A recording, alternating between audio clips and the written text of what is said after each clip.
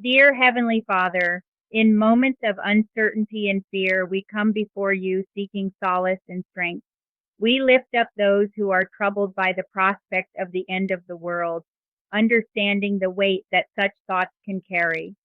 Grant them the courage to face their fears and the wisdom to find peace amidst the chaos. Help them discover the resilience within themselves to navigate the challenges that lie ahead. May they find comfort in the present moment and strength in the belief that even in times of darkness, there is still hope. Guide us all to be compassionate and understanding toward one another, fostering a sense of unity and support.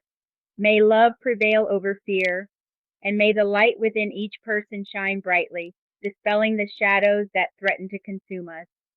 Grant us the serenity to accept the things we cannot change, the courage to change the things we can, and the wisdom to know the difference. In times of uncertainty, may faith be our anchor, and may hope be our guiding star.